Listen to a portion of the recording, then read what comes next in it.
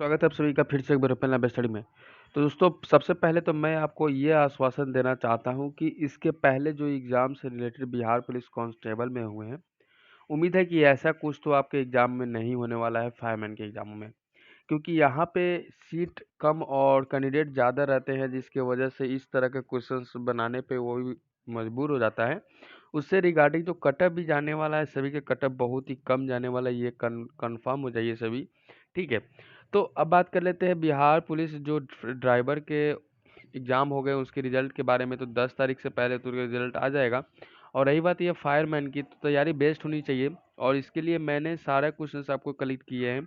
इस वीडियो में आप लोग इंपॉर्टेंट और अच्छे लेवल के क्वेश्चंस मैं देने वाला हूँ। यहाँ से जो भी तैयारी आपको मैं देने वाला हूँ, काफ़ी बेस्ट और काफ़ी अच्छा प्रदर्शन के साथ आपको क्वेश्चन से रूबरू कराने वाला हूँ। तो चलिए देख लीजिए सारे क्वेश्चंस, सेट लगाइएगा, आपको बहुत मजा आने वाला है। प्रागैतिहासिक काल का अर्थ क्या होता है? तो यहाँ पे आपका आंसर हो जाता है वह जिसका समय ऐतिहासिक ब्यौरा उपलब्ध कराता है वो होता है। जैसे कि इसको पूछ लेगा टाइमिंग, तो 1750 से 1760 के बीच में इस टाइमिंग को रख सकते हैं आप। ये आपका आंसर सही हो जाएगा। ठीक है। ये चीज़ें आपको यहाँ पे ध्यान देने वाली बातें हैं। यहाँ से क्वेश्चंस आपको आप देख पाए होंगे किसी बिहार पुलिस कांस्टेबल के एग्जाम में ही ऐसा क्वेश्चन पूछा गया था। इसके पहले जो फॉरेस्ट और ड्राइवर संबंधित होमगार्ड का एग्जाम हुआ तो ऐसा प्रश्न नहीं पूछा गया था। अब यहाँ पे बात कर लेते हैं वास्को डी गामा जो यात्री था वो कहाँ का यात्री था? तो आपको स्पेन का कर देना है। ए नंबर ऑप्शन याद रखिए। वास्को डी गामा सर्वप्रथम 1498 ईस्वी में भारत का खोज किया था, भारत में आया था। अगला प्रश्न आपके बोर्ड पर लग चुका है। यहाँ पे क्वेश्चन को देख लीजिए कि संविधान में कितने वर्ष तक बच्चों के लिए निःशुल्क एवं अनिवार्य शिक्षा का व्यवस्था की गई है? तो ये प्रश्न है हमारा। तो आपको 6 से 10 वर्ष कर दीजिएगा। ये नंबर ऑप्शन हमारा बिल्कुल सही हो जाता है। याद रखिएगा एक और चीज़ याद रखिएगा, इससे संबंधित और जनगणना से संबंधित प्रश्न इसके पहले भी पूछा गया था और आगे भी पूछा जाएगा हमेशा।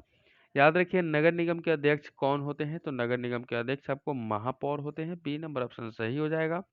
अगला बात कर लेते हैं इससे रिगार्डिंग क्वेश्चन है कि बांग्लादेश एक स्वतंत्र राष्ट्र बना तो कब बना? ये भी चीज़ आपको याद रखनी चाहिए। तो 5 नंबर क्वेश्चन का आंसर कीजिएगा 1975 हो जाएगा बांग्लादेश। याद रखिएगा। और इसी के साथ एक और चीज़ याद रखिएगा कि श्रीलंका में भारतीय शांति सेना राजीव गांधी के समय में भेजी गई थी। क्वेश्चन हमेशा पूछ देता है घुमा के। अगला प्रश्न देख लीजिए। यहाँ पे मैं बता दूं कि पॉलिटिक्स क्वेश्चन इसके पहले भी 6 से 7 क्वेश्चन पूछे गए थे और आगामी में एग्जाम में पूछे जा सकते हैं। मैं हमेशा से कहता हूँ 42वें संविधान संशोधन द्वारा भारतीय संविधान की प्रस्तावना में निम्नलिखित में से विशेषता जोड़ी गई थी। तो 6 नंबर क्वेश्चन का आंसर कीजिए गणराज्य। ठीक है। नेक्स्ट क्वेश्चन देख लीजिए। यहाँ पे अगला प्रश्न आपके बोर्ड पे लग चुका है। क्वेश्चन कह रहा है कि सांप्रदायिकता का अर्थ क्या होता है? तो क्वेश्चन इस प्रकार से भी पूछा जा सकता है। तो नैतिकता होता है। याद रखिए नैतिकता होता है। हर बार आपको क्वेश्चन ऐसा नहीं है कि हार्ड ही पूछेगा और ये आपका रिजल्ट नहीं बनेगा या ऐसा आप नहीं बना पाइएगा, ऐसा मन में मत रखिएगा। एक एग्जाम नहीं निकला है तो नेक्स्ट एग्जाम तो कोई रोकेगा नहीं, क्योंकि हमारी तैयारी बेस्ट है। 2011 की मतगणना के अनुसार महिलाओं की साक्षरता दर लगभग कितनी है? तो आपको 2021 के हाल ही में जनगणना हो रहे हैं, इसके रिगार्डिंग भी कुछ क्वेश्चन आपसे पूछा जा सकता है करंट के माध्यम से। तो हमारा आंसर हो जाता है 50% हो जाएगा जो महिलाओं की साक्षरता दर होनी चाहिए थी। ठीक है। हमारा आंसर ए नंबर ऑप्शन हो जाता है। नेक्स्ट क्वेश्चन देख लीजिए। यहाँ पे क्वेश्चन पूछा गया था आपसे रिगार्डिंग कि भारतीय राष्ट्रीय कांग्रेस के संस्थापक कौन थे? तो हमारा आंसर हो जाता है गोपाल कृष्ण गोखले। याद रखिए गोपाल कृष्ण गोखले कौन थे? तो भारतीय राष्ट्रीय कांग्रेस के प्रथम संस्थापक थे। सॉरी, यहाँ पे आपको यहाँ पे एयो ह्यूम हो जाएंगे, ध्यान रखिएगा। एयो ह्यूम हो जाइएगा। डी नंबर जो भारतीय राष्ट्रीय कांग्रेस के प्रथम संस्थापक थे या अध्यक्ष भी मान सकते हैं। गोपाल कृष्ण गोखले कौन थे? तो महात्मा गांधी जी के प्रथम राजनीतिक गुरु हुआ करते।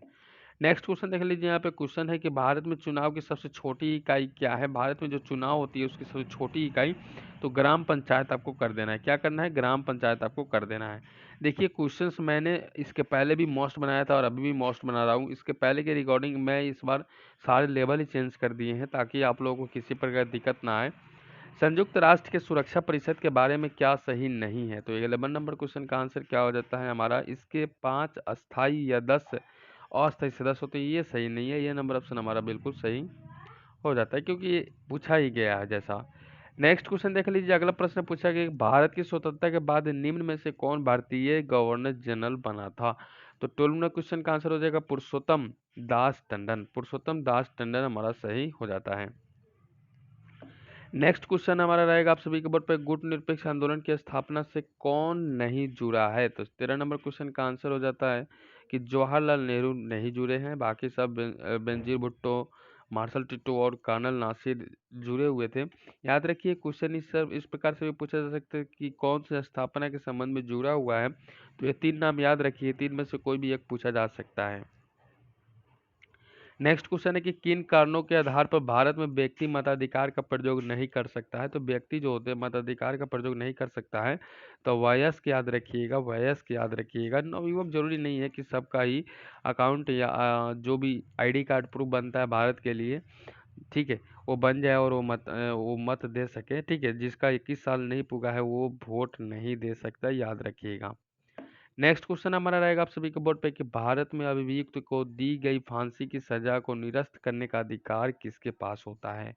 तो जिसका फांसी का सजा दे दी भी गया है और उसको अगर निरस्त करना है तो प्रधानमंत्री या राष्ट्रपति की याचना के समक्ष ये काम किया जा सकता है, ठीक है।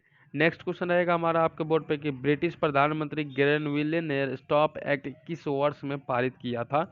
तो 16 नंबर क्वेश्चन का आंसर हो जाएगा 1760 में, और बी नंबर ऑप्शन हमारा बिल्कुल सही हो जाते हैं।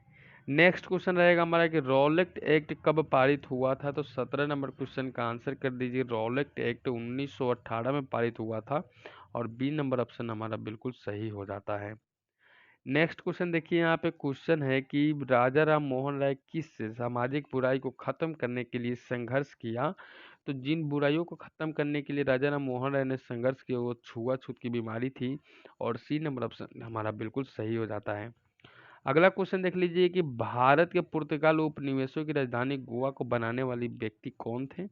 तो 19 नंबर क्वेश्चन इस प्रकार से भी है। तो आपसे अब इजी वे क्वेश्चन ज़्यादा नहीं पूछे जाते हैं, ऐसा प्रश्न पूछा जाएगा जिससे आप अनभिज्ञ रहेंगे, तो इसलिए आपको वास्को डी गामा बेस्ट हो जाता है, डी नंबर ऑप्शन सही हो जाते हैं। नेक्स्ट क्वेश्चन देख लीजिए, यहाँ पे क्वेश्चन आपके बोर्ड पे लग चुका है कि अंग्रेजी सरकार द्वारा किस ई में सूती वस्त्रों पर आयात का हटा लिया गया है?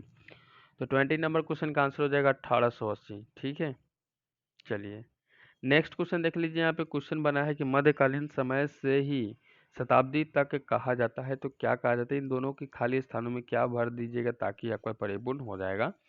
तो 8 से 13वीं शताब्दी को मध्यकालीन कहा जाता है, सी नंबर ऑप्शन हमारा बिल्कुल सही हो जाता है 21 नंबर क्वेश्चन का।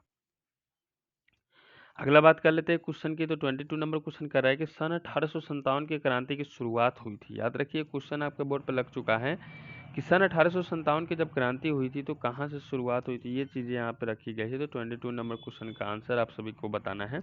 ध्यान रखिएगा मेरठ हमारा बिल्कुल सही हो जाता है, और यहाँ पे 1857 के साथ एक और चीज़ याद रखिएगा दिमाग में कि द्वितीय विश्व युद्ध के बाद में संयुक्त राष्ट्र संघ की स्थापना हुई थी, ठीक है। उसके पहले स्थापना नहीं हुआ था।